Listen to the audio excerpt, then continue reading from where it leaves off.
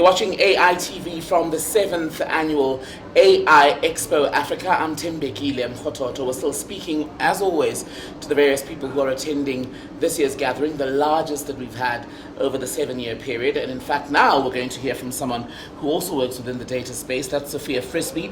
She is from AdvanceGuidance. What they do is basically that they're a consulting firm in the data science space. We're going to hear what that entails from Sophia herself. Good to see you, Sophia. How are you doing? Good to see you. Thank you so much. Are you having a good time at Expo so far? Too much.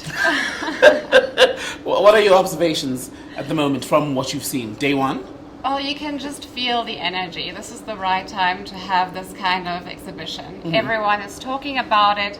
Everyone finally wants to know what it's all about. And we're so ready for it. And talk to me about what you do at AdvanceGuidance, because I mentioned that you are in the data science space. Yes. You know, oftentimes we are addressed with very specific business problems. For example, how do we speak to our 1 million customers in a more personalized manner? And we then speak to the business, look at what data do they have, and help them utilize it to solve that problem. So we work with large retailers that have millions and billions of records and help them personalize their marketing, but also to help them predict. For instance, if a business needs to know what revenue they're going to make next year, we can absolutely do that for them. And when do they usually come to you in the South African context? Do they come to you at the beginning, or do they reach out in crisis, like how most of us would call our therapist and say, okay, sort of ruined it now, help me, save me? Exactly. I would say there's two personas there. Let's start with the help me, save me one. At the last minute.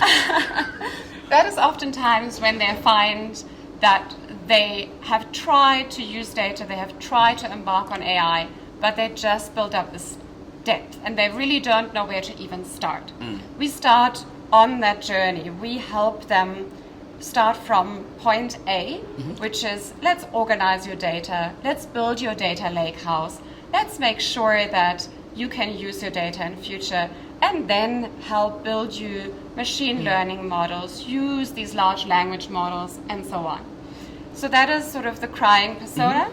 And then there is the more technical person that knows, okay, so I know I need a machine learning operations environment. I just need the right people to give me the recipe to do it. Right. And then that's what we do for them. And when we say data, we throw it around as though there's one generic meaning. But what does it mean in the context of your work? What are you actually dealing with? Of course. So let's stick with customer data. Okay, so if we talk about your larger retailers, we're talking 40 million customers in one retail group in South Africa, for example. Right. How do you know that you can speak to Tembekile, is that right? Tembekile. Tembekile, there we go. I'm so new to the South African names, I will get it right.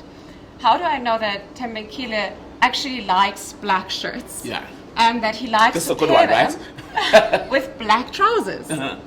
We can absolutely know that from the customer's data, from the purchasing data. From their patterns, basically. Absolutely. We can look at what you've done in the past. We can overlay that with your demographic information and very accurately help market to you in a meaningful manner at the right time with the right content without that business having to buy an expensive technology.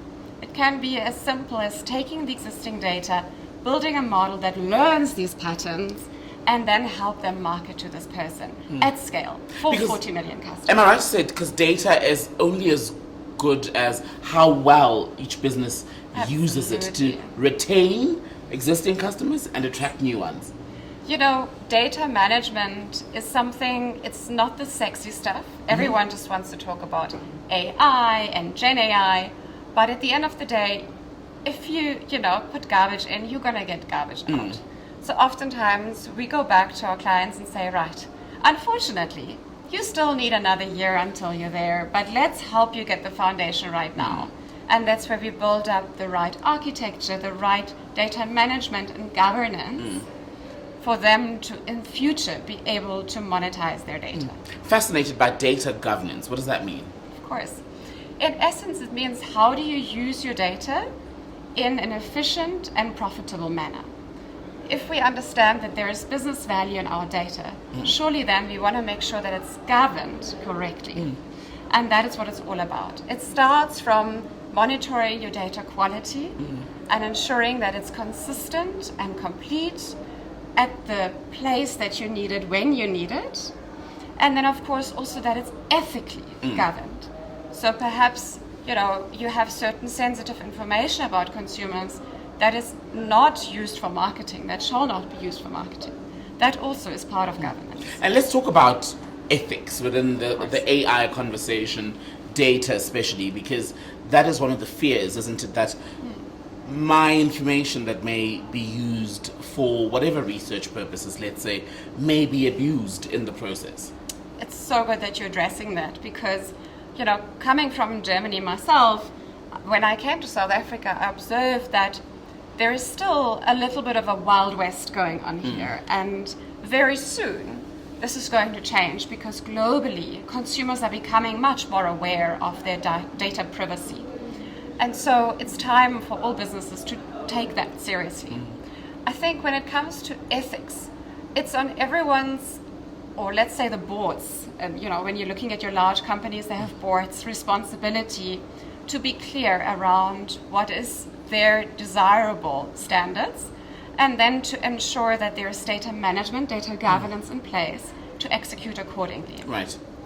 And do you find that local businesses understand those imperatives? A, the need to have useful data, as you were saying earlier, to use it appropriately for their own benefit, and then C, to do all of that ethically so that the customer is not in some way disadvantaged by the manner in which their data is used? Yeah, it's such a good question. I think that in South Africa we still have a long way to go in educating business decision makers about what they can do with the data. Right.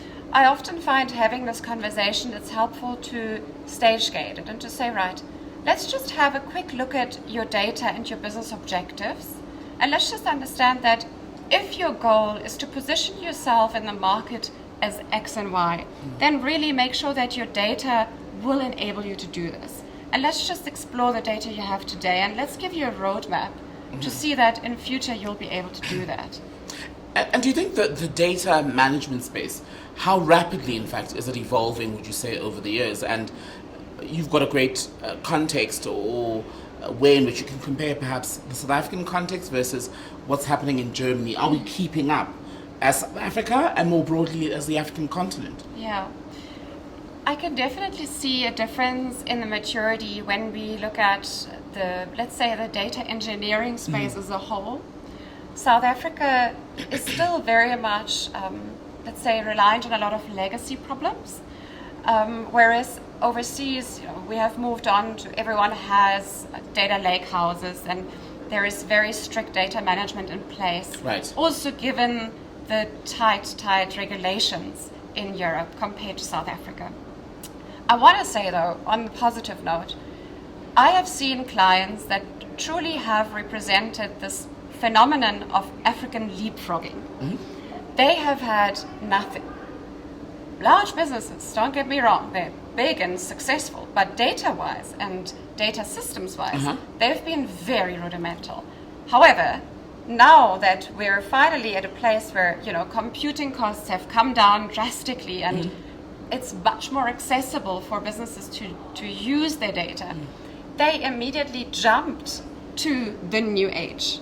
And in fact, I've seen that they are now further ahead in using AI than some of the international businesses because they've been able to leapfrog.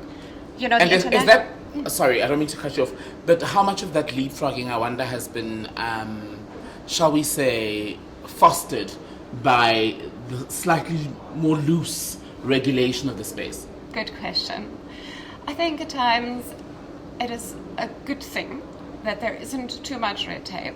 Unfortunately, technology evolves faster, or fortunately, depending on who you ask, than regulations. And having the ability to test and learn quickly, trying different technologies, is hugely beneficial for the advantages that we needed to make.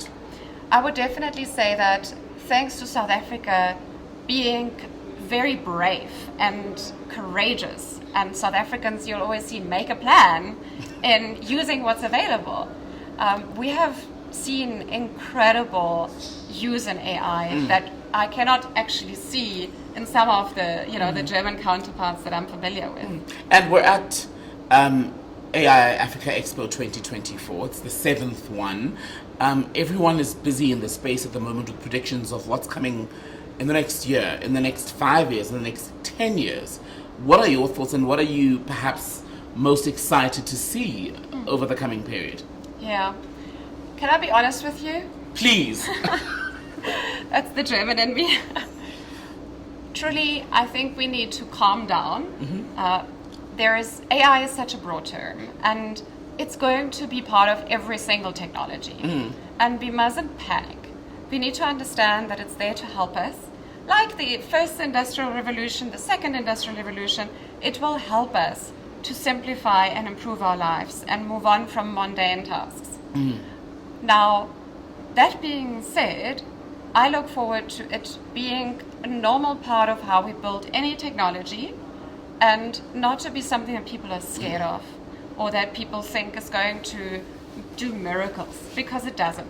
As we said, if the data isn't managed well, then we cannot make advantage of it. That being said, I look forward to companies taking data management seriously so that we can all take advantage of these wonderful new technologies out there. So if I'm hearing you correctly, Sophia, you're saying less panic, more understanding, just in terms of Absolutely. How companies adapt. Absolutely. And innovation? How are we doing in terms of innovation in this space, in South Africa especially? It's a very good question.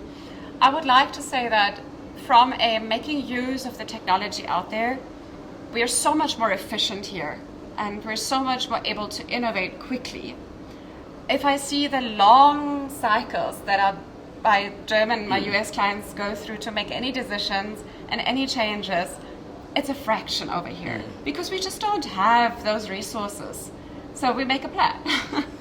And that brings innovation. And that also explains that leapfrogging that I've seen in the AI space in South Africa. So definitely, I think there is a huge amount of innovation coming from South Africa into the world. And how helpful do you think gatherings like AI Expo Africa are in sort of getting people like you who are in this space to spot the gaps, let's say, in the market with a wider view, let's say, compared to what you may find in your office on the day-to-day, and then craft a plan towards the future? Absolutely. For me personally, it's been very eye-opening that what I thought is already understood by everyone isn't. I suppose it's a little bit like being a shoemaker and assuming that everyone knows how shoes are made. It's probably not the case. I don't know how shoes are made. Well, not all experts. I think that's the biggest learning. Exactly. And even when you're an expert, you can always learn more. Absolutely. And just connecting with the community has been really inspirational. I would say that there's an incredible vibe out there, and everyone is so open to be sharing. There is no such thing like competing with each other.